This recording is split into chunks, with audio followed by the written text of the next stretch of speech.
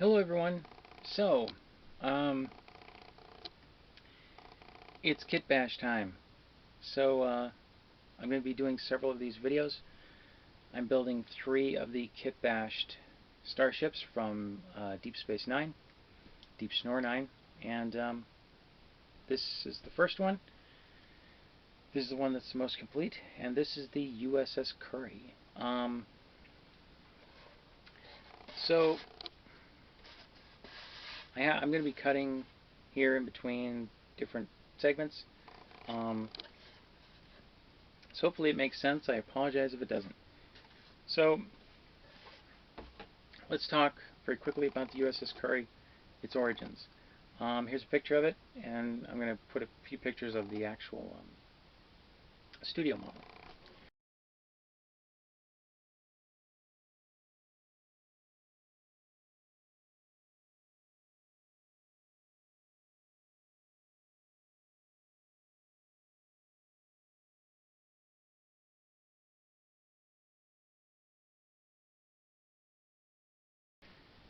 Yeah, so basically it's made out of commercially available model kits. Specifically the AMT Excelsior and the AMT Reliant, which came out at about the same time, within a year of each other, I think. And yeah, they just needed background ships. Interestingly, the Curry made its way into the foreground, very, very close into the foreground. So here's the saucer, and I'll talk about some of the parts and whatnot that go into making these models, because I want to share as much of the information that I have as possible, so that you too, if you so choose, could build these models. So here's the bottom of the saucer, and with the Curry specifically, the Reliant nacelle pylons are cut off, glued to the bottom. They're mounted about midway. We don't have any real side shots, so it's kind of a guess as to exactly where. This is pretty close. I mean, when you're working from pictures and you don't have pegs or anything, you just kind of have to eyeball it. And this, of course, is the neck turned upside down and glued to the center of the saucer. That's basically it for the saucer. Here's the upper hull, upper half of the secondary hull, and I've added a few parts on here. I'm going to go into a more detailed look at this later, but I just wanted to kind of show you the parts so you can get an idea. Here's the secondary hull, and the warp nacelles are just standard, standard Reliant, just with a lot more paint on it. So I can't actually mount these because I have this taped off. Because any area where there's going to be contact between plastic, glue, I like to leave that unpainted when I can, because that just it makes a better contact. But they're just mounted here, and yes, they're gigantic and out of scale. And what's interesting is that the Curry didn't have any lights. Like other Kitbashes that they made, they actually went to the trouble of making windows and other lights. This didn't have any lights on. So yeah, it was pretty cheap. But they did the best with what they had. So let's see here. There we go. And it just kind of sits on there like this. And again, eyeballed, I had considered just buying the Eagle Moss version of this because it is kind of accurate. It's more accurate than the Centaur, the Eagle Moss Centaur. But I thought, I have the opportunity to build something that looks exactly like the studio model, or at least as close as I can get. So why not? The paint is custom mixed. About the only thing that isn't custom mixed is this brown here and this copper. It's just dark copper. Base color is Tamiya Insignia White. Yeah, I had painted this rear section tan. It was kind of dark, and I also painted this the Shuttle Bay Tan because it was on the studio model, but it didn't look right. It looked too dark, and I couldn't go out and try to find a lighter tan. So I just did an overspray of the base color over the tan, and I kind of lightened it, and it looks more gray now than tan, but you can tell that it's, there's some color variation there. So, I honestly, I cannot tell you what colors I mixed to get these, because I was just trying stuff, and some of it worked and some of it didn't. So yeah, I mean, if you want to build this, basically, all you need is the Excelsior and the pylons and the warp engines from the Reliant. And out of the Kitbashes, this might be the easiest. So maybe the Jager's the easiest. We'll get to that one when the time comes. This one's probably the cheapest to do. The most expensive of all of the Kitbashes to do is the Centaur. So, yeah. So I'm waiting for decals. Ordered some decals for it. And, yeah, just waiting for that. And once that's done, I'm going to go and finish it up. So let's go to the other videos. We'll cut to those, and then at the end, you'll see it completed. So this is part of the Curry U.S.S. Curry build. This is the upper part of the Excelsior secondary hull, and this is the forward-facing Shuttle Bay. So I resisted all of my natural instincts and did it the way that it was on the studio model, which is this section here, this inset section for the neck, was not covered up. It wasn't plated over with a piece of styrene. You just submerged it in there with those little guides right there. Yeah, I'm kind of gritting my teeth about that, but that's the way it looks in the episode, and so I had to replicate that. I just, as you can see, I just took a little bit off of this part. And the thing about these models is that you'll probably hear me say this a lot during these videos. They're not perfect. They weren't built perfect. They were built in a hurry by people who were perhaps not model makers. So, it's just kind of thrown together. So, it doesn't have to look, absolutely perfect. I'm going to get it as perfect as I think it needs to be.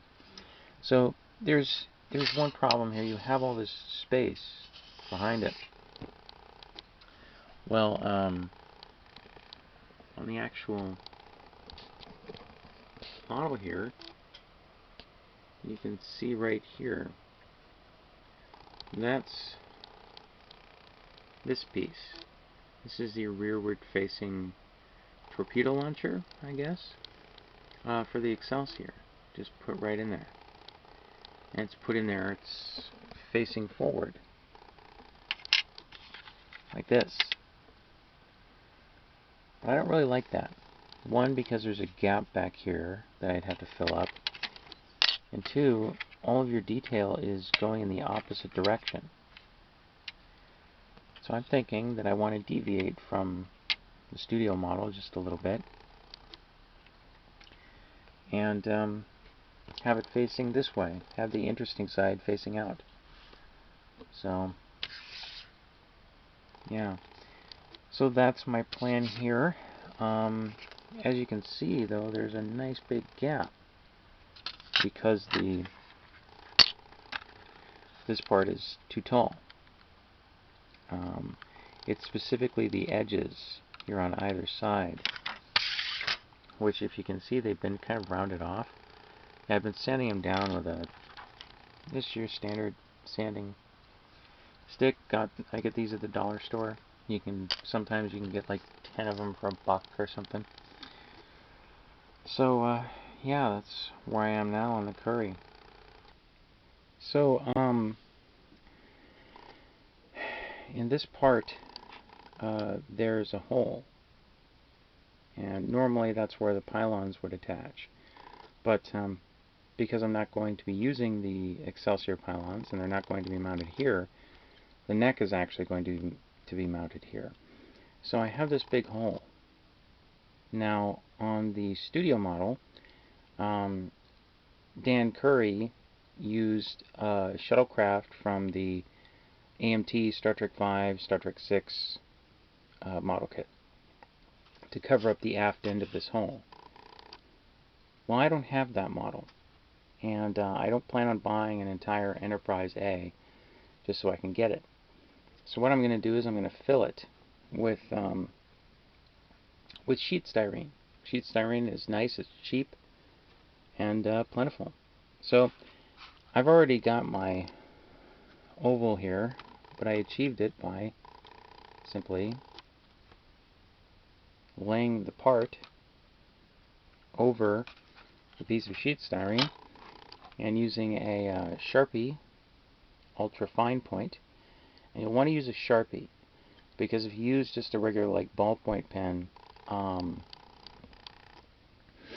the actual ink won't stay on the plastic. It'll just rub off. So if you look at this, let's see if this is actually, yeah, see, it won't rub off, so you can handle it and you can cut it. And this is your guide, and you have a perfect guide. Now if you wanted to create a plate for this part, okay, you would take the neck and place it over your styrene, and then you would use the outside diameter of the neck as your template. So that's how you do that. That's modeler's trick number 275. So yeah, I wanted to show you guys something kind of interesting. So I'm doing these Kitbashes, and I had to buy 2 Excelsiors. And it turns out I could actually use them. I didn't know if I'd be able to use everything in them, but whatever. So one I got was not sealed, but the other one was sealed, the original packaging. And I found something kind of interesting. This is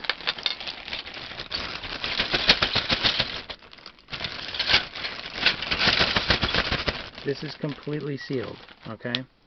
Factory sealed. You can see all the writing on there and stuff. So this is the neck from the usual issue, Excelsior issue. Notice these squares right here? Wow, what's that on my finger? Oh, weird. Sorry. Detour. We're taking one. So you'll notice here the complete lack of detail within the square. Okay, well, for the 1995 Enterprise B, where they went and changed the Excelsior kit permanently, they changed the details on the neck. They actually added details in that spot. Well, this Excelsior, you can see it's the Excelsior, not the Enterprise B. Sorry I'm sniffly again, I just got home and it's cold out. Here it is. This, here you can see some of the details. This version, it's the Excelsior, but it has the 1995 Enterprise B details. And that shocked the hell out of me. I thought, that's weird. It's some kind of hybrid. But it's just a hybrid in this way. All the other parts, as far as I can tell, are original. Yeah, they're all original Excelsior issue. So, and the saucer, you know, the saucer's not any different. So, yeah. I thought this would be interesting to add into the video that, you know, people who know this kit well and enjoy it, they might be interested in. So this model is going to become the U.S.S. Centaur. So I've been working on the Curry, and I've got a base coat down,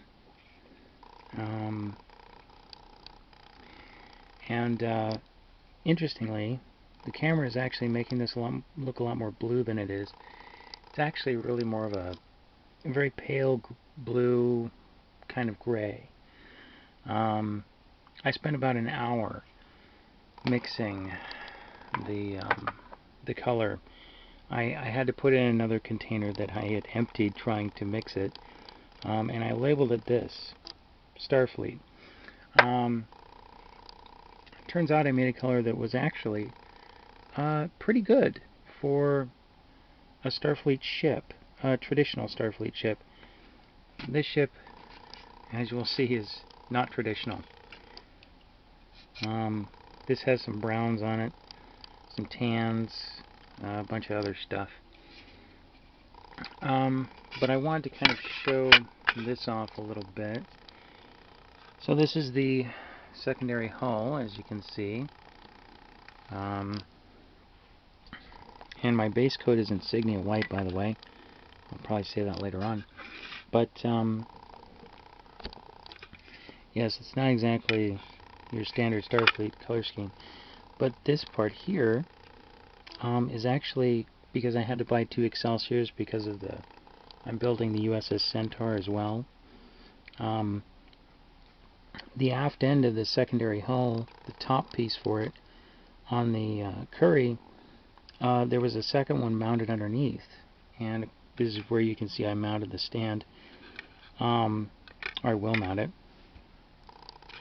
So at the last second I thought, oh well, as long as I have 2 of these and I don't need the part from the other model, I'll just add it to this one. And I think it turned out pretty well. I'm pretty happy. So there's part of the Star Trek V shuttlecraft, the AMT model kit on the back here. That's what it's supposed to be. I didn't want to buy that, so I took part of the Excelsior's warp engine apart, which would be discarded, and I built this. It's a little, I was thinking it was like a little observation bay, or like a lounge or something. And you know, I painted the ship, it's kind of an off-white, and so I didn't want to do the windows in white, because then you wouldn't really see them all that well. So I used, to me, a clear blue in there, and it looks alright. So yeah, alright, so let me show you this. So I want to mount the thing on a traditional round 2 stand, so I apologize for the movement of the camera. So I because this ship, this model kit, didn't come with a usable stand, I made my own mount. And it goes under here, and just making sure that there's no wet paint here.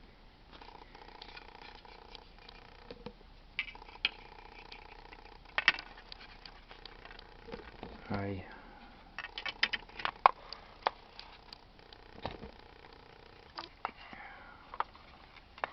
okay. And so you can see, just kind of sticks out the bottom a little bit. And I'm not bothered by that. I can put a detail part or something around it if it really starts to bother me. So yeah, so there's that. So a technique I started using just recently, because I knew I was going to be mixing custom colors. This is an eyedropper, and it's filled with, I had hardly any paint thinner, and I could only find enamel paints. I usually prefer acrylic because they're healthier, safer. And so I just, when I would find a color I wanted, I would, stick it in there, take a little bit out. I could modulate it with this, and then stick it into the jar, or one of these things, until this has been well used. Even when I clean them, there's still a lot of stuff left behind, a lot of crusties. So yeah, so I thought, that's modeler's trick number 47, an eyedropper. Anyway, I know I'm not the first to use it, but yeah. So that's that, making progress. So here's the final reveal of the U.S.S. Curry.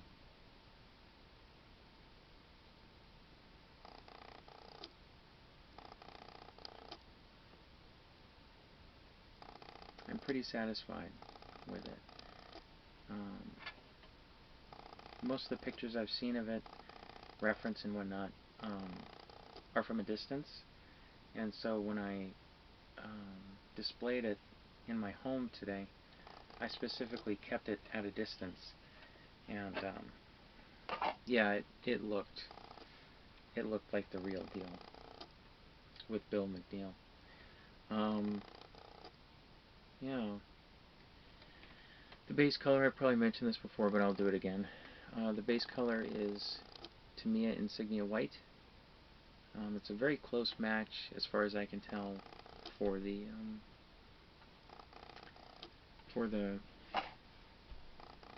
studio model.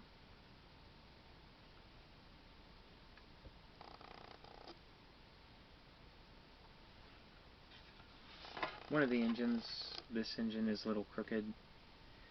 It kind of just comes with the territory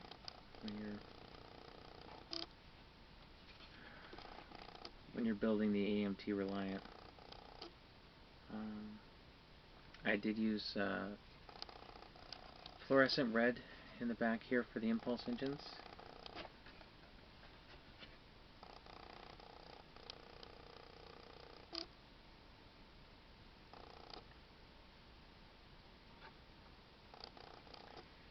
And it's weathered with Tamiya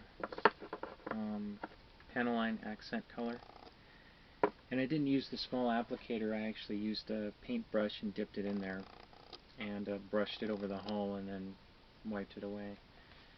And I wasn't originally going to do much in the line of weathering, but then when I was trying to fill in the panel lines, the tiny applicator that comes with it was kind of, it does this weird thing where it sprays a bunch of the paint over a larger area, and just when I'm getting it right down to into the panel line, it just kind of sprays it out, and I'm like, what the hell is going on? And so that happened enough times where I was like, okay, I'm just going to have to weather the whole thing, because it wouldn't look right if it was just, weathered in areas. And I'm really glad I did, because I think the Curry was the least weathered out of all of the Dominion War Kitbashes, it was battle damage, but it was the least weathered, I think, of the ships we saw on screen at least. And but I'm fine with it. I'm really satisfied. It's missing the rear reliant impulse engine back there on the back of the neck and little bits and pieces, but you know what? It's basically there. It's basically what it's supposed to be. And I did replicate the copper around here. I was debating that for a long time. Some of the parts had already been ready a couple of weeks ago, and I just hadn't painted them because I was kind of kicking around. Do I want to replicate the copper stripe? Because the copper that was painted onto these things was painted onto them because so that they would show up on screen a little better.